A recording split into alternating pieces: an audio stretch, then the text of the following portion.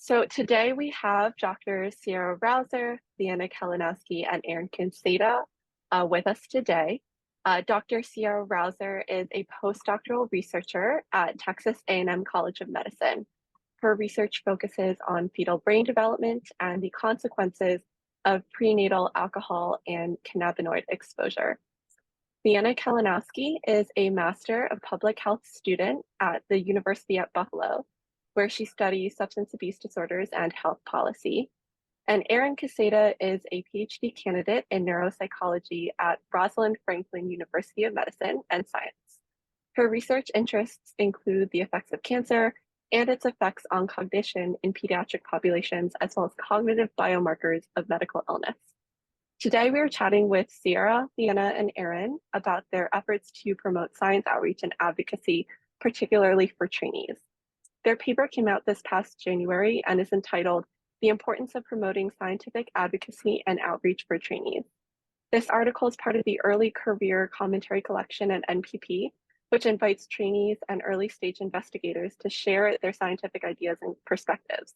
Please check out the Early Career Commentary Collection, as well as the article featured in this interview in the video description below, and reach out on Twitter if you have any questions.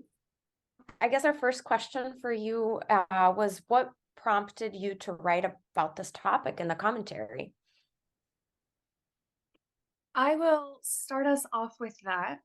And so the very short answer is my own experience, but to kind of bring that out a little bit more, I began engaging in outreach and advocacy in my third year of my graduate program, a PhD program in behavioral neuroscience. And this was around the time that my dissertation work was really cementing and I was in the throes of experiments. And engaging with the public was a really good, validating reminder of how much I had grown in my time, my graduate training, in ways that I don't think I would have necessarily received because in the PhD journey, you're potentially on this for 4 or 5 years or more. You don't necessarily always have milestones to show growth. And it was when I was engaging with members of the public and saying things that to me were extremely well known because they were well known amongst my immediate peer group, but were not necessarily known to other people, that I started to recognize that I had this knowledge that was beneficial and that I had the potential to disseminate in an accessible way. And it really just was a bolster for my confidence. And it reminded me that when I'm grinding away in the lab, I still have this identity as a scientist outside the lab too. Um, and as I continue to engage in outreach, so how Leanna, Erin, and I all know each other is that we were members of the American Psychological Association Student Science Council. This is a 2-year position that teaches you how to engage in leadership positions within graduate programs, as well as how to engage in political advocacy for science. And I think that this just opened my eyes so much to how science that I am consuming and trying to get out there as fast as I can also be disseminated in smaller ways and still have large impacts. And I think particularly for trainees, because I do believe that advocacy actually does benefit us at all different career stages. For trainees, it can really help keep that momentum going and help you recognize that even before you have the letters after your name, you are still someone with firsthand experience and advanced knowledge in this field. And it kind of helps you to remember that and to showcase it. Yeah, I mean, everything you say completely applies to my situation as well. Um, and really, this area has enriched my career and my life in so many different ways. Um, I found myself really finding myself a lot more comfortable with the skills that I was working on in the lab. Things like writing manuscripts and writing grants and giving presentations became so much easier, even after 3 conversations with kindergarteners about science, because you find yourself being able to identify the jargon that you're using and when it's appropriate to use it and when it's not. It's great. Certainly. Another question we were going to ask that you already sort of partly answers, but I don't know, Erin, if you have anything to touch on with respect to how your efforts and involvement in outreach and advocacy has enriched and accelerated your career. Yeah, absolutely. I think that all three of us have the perspective that advocacy and outreach are not just supplemental to a scientific career, but are really core competencies of being effective scientists. A lot of the arguments, that we outline in this paper and that all of us, talk about for hours, really come down to the fact that at the end of the day, like the purpose of science is to advance public interest, right? Regardless of kind of how basic in the lab we're doing, or very, very applied to human populations, at the end of the day, it is all to kind of help society continue to advance. And so if we have that as kind of our core scientific goal, we have to be integrated and connected to society to make that happen. And none of the science that we do occurs in a vacuum. And so by doing things like engaging in federal policy advocacy, talking directly with lawmakers about the need for scientific funding in different areas, or the need for legislation that allows for ethical and equity-minded scientific investigation, has really directly impacted my career, not only in terms of, as others have said, kind of helping me develop skills around science communication and dissemination, but also just in a very concrete way, having lawmakers ask me directly, like, well, what does your research say we should do on a policy level? And realizing like, oh, like I hadn't really thought about that answer before, because the community I was communicating my science to, right, other researchers, they had their own reasons for why they thought it was important, right? And it really has steered the way that I ask scientific questions to not just be, oh, I've learned this new statistical technique and I want to try it out in a large data set, but this really concrete question of like, okay, if I'm using, federal funds to do my research, or if I'm, just as a citizen engaging in the science, at the end of the day, what can other people take away from it that's going to make someone's life better, or make someone healthier, or help us, move society in a direction, again, with all of us being involved in neuroscience, to promote brain health across the lifespan. And so it has really shaped the way that I ask and answer questions in research. And excitingly, has led to local federal offices asking like, oh, can we like come take a tour of your lab? Or like, if you're doing a presentation of your research, we'd love to come see it. And so I think, again, even as trainees, that those opportunities in outreach and advocacy have already made such a difference. That's really interesting. And it's really interesting that, we as scientists might have a different perspective of our research than others who aren't involved in that research. And having that perspective is the other perspective is oftentimes really, really informative. Another thing we wanted to ask is, what are some specific examples of ways that institutions can encourage trainees to get experience and become involved in outreach and advocacy activities?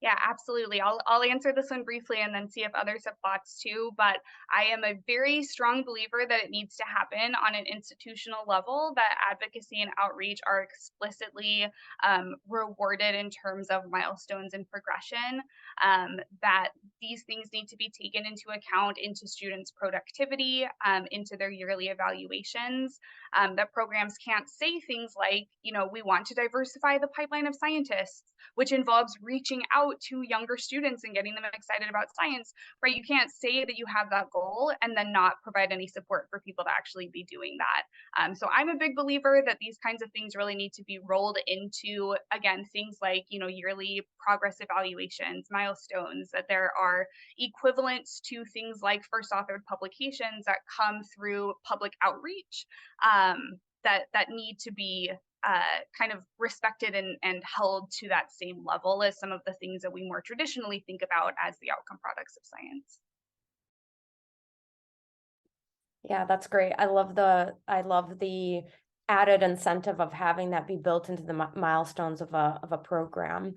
And lastly, we wanted to ask, and I think this relates to your article a little bit, but what are some example of ways that trainees and other scientists can become involved in outreach and advocacy, especially with kind of the resource that you've created for the community? We have within the article compiled a repository of resources for those who are interested in engaging in outreach and advocacy, links to specific programs.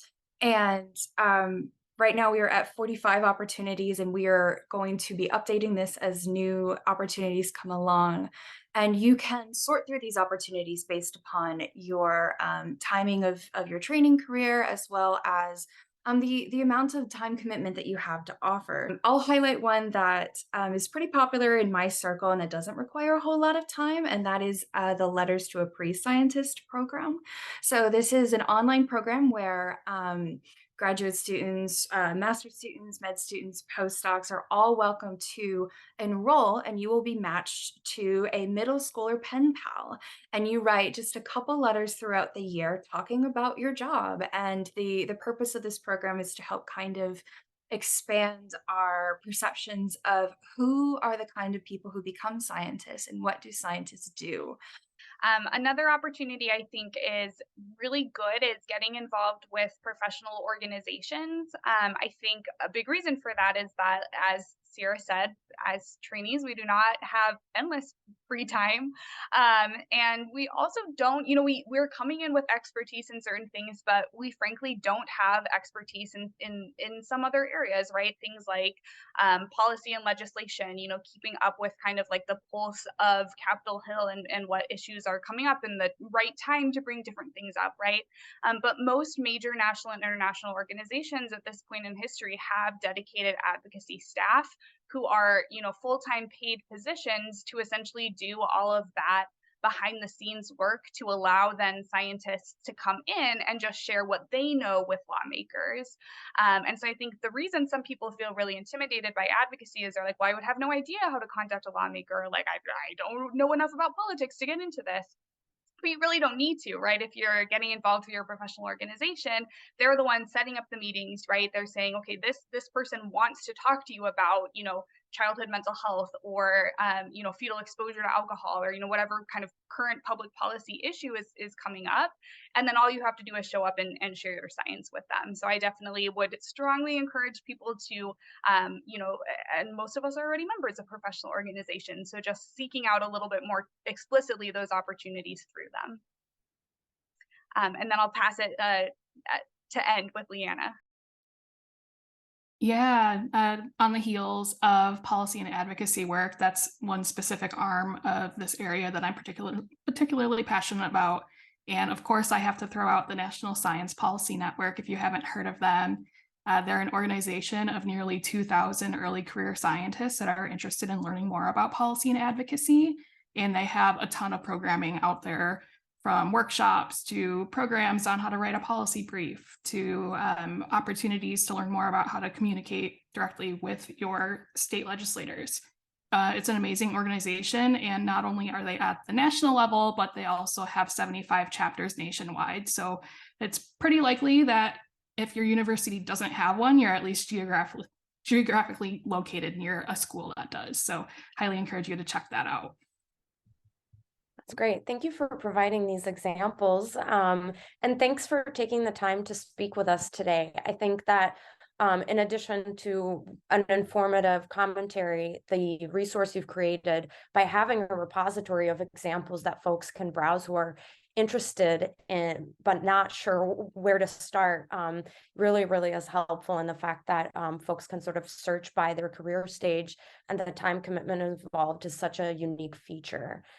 So for the people watching, if you haven't already, check out their article, which will be linked to this post, and again is called The Importance of Promoting Scientific Advocacy and Outreach for Trainees. And if you're yourself interested in authoring an early career commentary, NPP is still seeking inquiries. So please read the guidelines, which will also be linked to this post, and submit your inquiry to journal@acnp.org. Have a good one. Bye-bye.